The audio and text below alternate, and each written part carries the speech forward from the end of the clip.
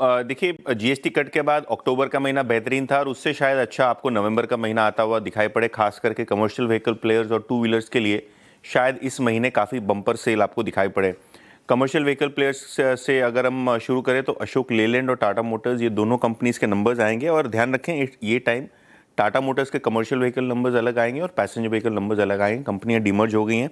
अशोक लेलैंड में 21% की growth, commercial vehicle Tata Motors की जो इकाई है वहाँ 19% की ग्रोथ, लगभग 30-31 हज़ार यूनिट्स के आसपास की सेल का अनुमान। और पैसेंजर व्हीकल सेगमेंट में भी टाटा मोटर्स के लिए 17% की ग्रोथ का अनुमान है। नंबर्स कहीं 55 हज़ार यूनिट्स के आसपास आपको नज़र पड़ेंगे। फिर आते हैं मारुति और M&M पे। मारुति का नंबर और M&M का नंबर दोनों में ही 21% की ग्रोथ आपको देखने को मिलेगी। मारुति की बात करें तो लगभग 2.25 लाख यूनिट्स बिक्री का अनुमान है। और ट्रैक्टर सेगमेंट बात करें M&M की तो यहाँ 9% की ग्रोथ, हुंडई मोटर्स में 8% की ग्रोथ। लेकिन पूरा का पूरा फोकस ये टाइम टू व्हीलर कंपनीज पर रहेगा, खास करके रॉयल एनफील्ड 25% की ग्रोथ, हीरो मोटोकॉर्प 26% की ग्रोथ और टीवीएस मोटर्स, यहाँ भी जो फिगर है 5 लाख यूनिट्स के पार आपको जाता हुआ नजर पड़ेगा। 26% की ग्रोथ यहाँ भी एक्सपेक्टेड है। हालांकि बजाज ऑटो थोड़ा फीकापन आपने देखा है एक्सपोर्ट मार्केट्स में, तो यहाँ नंबर स्टेबल रहेगा, करीब 4.5 लाख यूनिट्स के आसपास।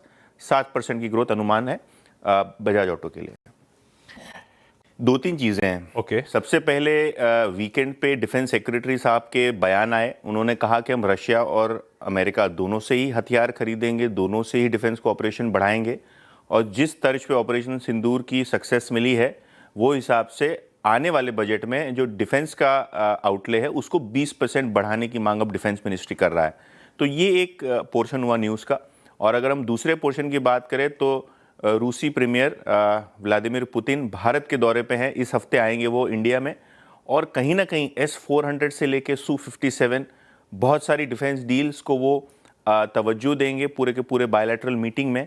और शायद इसीलिए आज डिफेंस सेक्टर और डिफेंस शेयर्स फोकस में रहेंगे, चाहे वो हिंदुस्तान एरोनॉटिक्स हो, भारत इलेक्ट्रॉनिक्स हो या भारत डायनामिक्स हो, सभी के सभी काउंटर्स आपके रडार पे होने चाहिए। तो HUL के डीमर्जर की बात करें तो ये शेयर ऑब्वियसली फोकस में है, क्योंकि यहाँ क्वालिटी वॉल्स के डीमर्जर की बात है। और ऑब्वियसली 5 दिसंबर से निफ्टी में शामिल होगी क्वालिटी वॉल्स। ये टेम्पररी जो है एडजस्टमेंट होता है, जहाँ जो इंक्लूजन कैंडिडेट है डीमर्जर के बाद इसको इंक्लूड कर दिया जाता है और फिर उसके बाद आपको इसको निकाला जाएगा। और अगर हम डीमर्जर की बात करें तो HUL का शेयर भी यहाँ प्री ओपन में एडजस्ट होगा करंट वीक में। तो HUL ऑब्वियसली क्वालिटी वॉल्स के डीमर्जर के चलते फोकस में रहेगा, और क्वालिटी वॉल्स ऑब्वियसली निफ्टी में थोड़े दिन शामिल रहेगा, उसके बाद यहाँ भी आपको एक्सक्लूजन होता हुआ नजर पड़ेगा। नंबर्स आशीष ठीक दिखाई पड़ रहे हैं। ग्रोथ में लोगों को लगता है शायद बेटर कर सकते हैं, लेकिन नंबर्स अगर आप देखें तो सेम स्टोर सेल्स ग्रोथ लगभग कंपनी ने डिलीवर किया है 15% का, रेवेन्यूज में लगभग 21% का जंप, प्रॉफिट में 20% का जंप।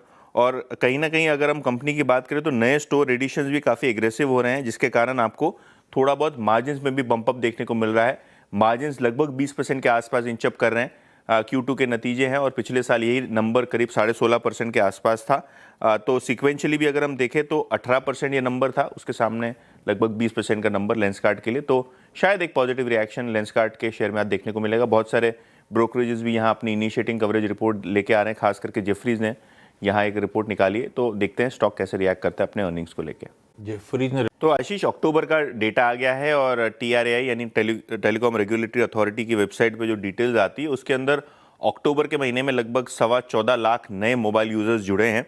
यहाँ ऑब्वियसली जियो और भारती एयरटेल ने लीड ली है सब्सक्राइबर एडिशन में, जहाँ रिलायंस जियो ने लगभग 20 लाख यूजर्स जोड़े हैं। भारती एयरटेल लगभग 12.5 लाख यूजर्स के साथ भी दूसरे नंबर पे है एडिशन पे, और वोडाफोन आइडिया, बट ऑब्वियस है ये कैजुअलिटी हमेशा होती है। पिछले महीने इन्होंने लगभग 7.5 लाख कस्टमर्स खोए थे, और अगर हम अक्टूबर के महीने की बात करें तो 20 लाख कस्टमर शिफ्ट हो गए। तो वोडाफोन आइडिया का जो प्रॉब्लम है सब्सक्राइबर्स को लेके वो अभी जारी है, कोई प्रकार की यहाँ जो डिक्लाइन है वो स्टेम नहीं हो रही है।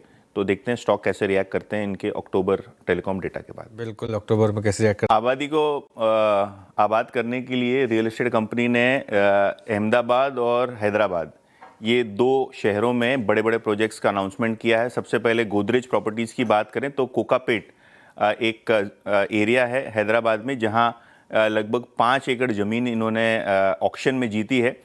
इसका जो कुल डेवलपमेंट वैल्यू है वो काफ़ी ज़बरदस्त है, क्योंकि ये पूरी तरीके से एक रेजिडेंशियल प्रोजेक्ट रहने वाला है गोदरेज प्रॉपर्टीज़ के लिए। और हैदराबाद मार्केट में काफ़ी बॉयंसी भी आपको देखने को मिल रही है। तो गोदरेज प्रॉपर्टीज ये काउंटर फोकस में, क्योंकि ये जो हैदराबाद का प्रोजेक्ट है इसकी कुल एनएवी है लगभग 4,150 करोड़ रुपए। इसी तर्ज पे ब्रिगेड ने एक जॉइंट वेंचर अनाउंस किया हैदराबाद में रियल एस्टेट प्रोजेक्ट के लिए, जहां पोटेंशियल रेवेन्यू कंपनी को लगभग 800 करोड़ रुपए के आसपास का बताया जा रहा है। और अहमदाबाद से भी खबर आ रही है अरविंद स्मार्ट स्पेसेस के लिए, जहां वस्त्रापुर जो कि एक अपटाउन एरिया है अहमदाबाद में, यहाँ इन्होंने लगभग 2.5 लाख स्क्वायर फीट का एरिया रीडेवलप करने के लिए बोली लगाई थी, वो जीते हैं। और यहाँ भी लगभग पोटेंशियल डील वैल्यू 400 करोड़ रुपए के आसपास की रहेगी। वस्त्रपुर में ऑर्डर्स एनसीसी के पास बैग हुए हैं, लगभग 500 करोड़ के नए ऑर्डर्स इनको नवंबर के महीने में मिले हैं। इसके पहले भी इन्होंने एक लार्ज 2060 करोड़ रुपए के 2060 करोड़ रुपए के आसपास का ऑर्डर अनाउंस किया था। तो 2600 करोड़ रुपए की कुल ऑर्डर इनको विन हुई है नवंबर के महीने में। स्टॉक देखते कैसे रिएक्ट करता है। महाराष्ट्र सीमलेस भी रेडार पर रहेगा। इन्होंने 217 करोड़ रुपए का ऑर्डर जीता है ओएनजीसी से सीमलेस पाइप्स के लिए, जो आने वाले क्वार्टर्स में ये डिलीवर करेंगे। तो ये दोनों काउंटर्स ऑर्डर विन के चलते फोकस में रहेंगे। ओके।